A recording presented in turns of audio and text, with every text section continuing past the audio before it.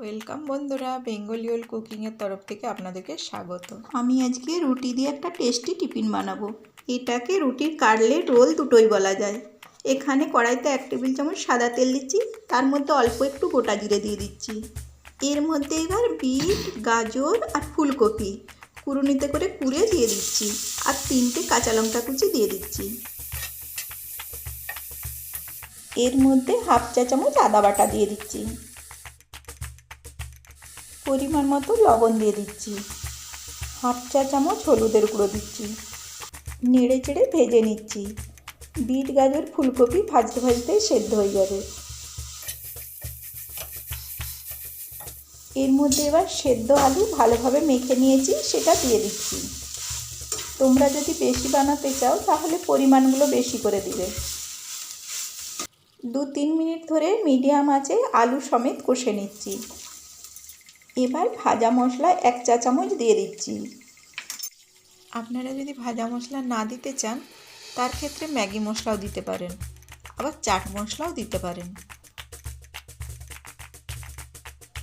আমি যে ভাজা মশলা দিয়েছি তার মধ্যে আছে গোটা জিরে, গোটা ধনে, একটা এলাচ আর 2টো লবঙ্গ, 1 টুকরো দারচিনি শুকনো খোলায় ভেজে গুঁড়িয়ে নিয়েছিলাম, সেটারই দিলাম 1 চামচ। এবার কুচিয়ে নেওয়া ধনেপাতা দিয়ে দিচ্ছি। এবার হয়ে গেছে, নামিয়ে ঠান্ডা করে নিচ্ছি। এইদিকে ব্যাটার বানানোর জন্য 3 টেবিল চামচ ময়দা নিয়েছি, অল্প একটু লবণ দিচ্ছি। ময়দাটার সাথে লবণটা মাখিয়ে দিচ্ছি। জল দিয়ে একটা ব্যাটার বানিয়ে নিচ্ছি। ব্যাটারটা এরকম একটু গাঢ় রেখেছি।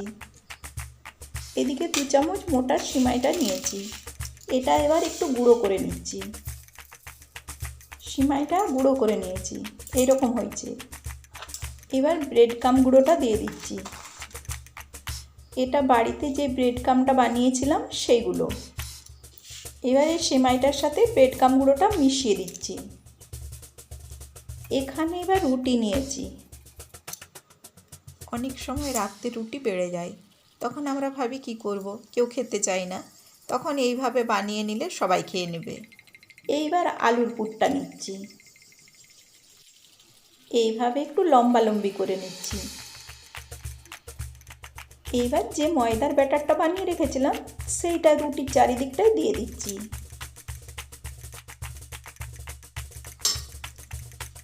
এবার 2 সাইডটা ধরে এইভাবে মুড়ে দিচ্ছি। এবার এই দিকটা ধরে আর গোল করে মুড়ে দিচ্ছি। একটা রোলের মতন বানিয়ে নিচ্ছি এইভাবে। ময়দার ব্যাটারটার জন্য এটা চিটে যাবে। এটা হয়ে গেছে, আরও সবগুলো বানিয়ে নিচ্ছি। এটা যাকেই খাও না কেন সে খেয়ে বুঝতেই পারবে না যে এটা রুটি দিয়ে বানানো, এতটাই টেস্টি এটা। একই রকমভাবে ব্যাটারটা চারিদিকে দিয়ে মুড়ে দিচ্ছি।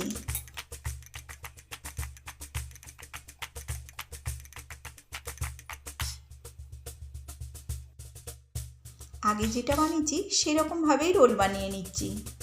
এটাও হয়ে গেছে। এইভাবে সবগুলো বানিয়ে নিচ্ছি। রুটির রোলগুলো বানিয়ে নিয়েছি। এবার ব্যাটারটা তো গাঢ় রেখেছিলাম সাইডে দেওয়ার জন্য, তার মধ্যে আরও জল মিশিয়ে দিচ্ছি। একটা পাতলা ব্যাটার বানিয়ে নিচ্ছি। এবার রুটির রোলটা এই ব্যাটারটার মধ্যে ডুবিয়ে দিচ্ছি, চামচে করে চারিদিকে লাগিয়ে দিচ্ছি। এবার একটা চামচ আর একটা কাঁটা চামচ নিয়েছি। এবার এটা তুলে ব্রেড কাম গুঁড়োর মধ্যে দিয়ে দিচ্ছি। এবার এগুলো মাখিয়ে দিচ্ছি চারিদিকে। খুব ভালোভাবে ব্রেড কাম গুঁড়োগুলো চারিদিকে মাখিয়ে দিয়েছি। এইভাবে সবগুলো বানিয়ে নিচ্ছি। এবার এখানে কড়াইতে 3 টেবিল চামচ সাদা তেল দিয়েছি। এর মধ্যে এবার রোলগুলো দিয়ে দিচ্ছি। 3টে করে রোল দিয়ে ভেজে নিচ্ছি। এগুলো লো আঁচেই ভাজতে হবে, না হলে কিন্তু পুড়ে যাবে আর খাস্তাও হবে না। মিনিট 2 পরে উল্টে দিচ্ছি। বন্ধুরা, আপনারা রুটির রোল এইভাবে কে কে খেয়েছেন একটু কমেন্ট করে জানাবেন, আর যদি খেয়ে থাকেন কেমনভাবে খেয়েছেন সেটাও জানাবেন। দেখুন বন্ধুরা, উল্টে পাল্টে লাল লাল করে ভেজে নিয়েছি। ভাজা হয়ে গেছে, তুলে নিচ্ছি। এগুলো দেখেই মনে হচ্ছে না কতটা খাস্তা হয়েছে, আর খেতেও সত্যি বলছি দারুণ হয়েছে। আর যেগুলো আছে সেগুলো ভেজে নিচ্ছি। এবার একটা কেটে দেখাচ্ছি ভেতরটা কেমন হয়েছে।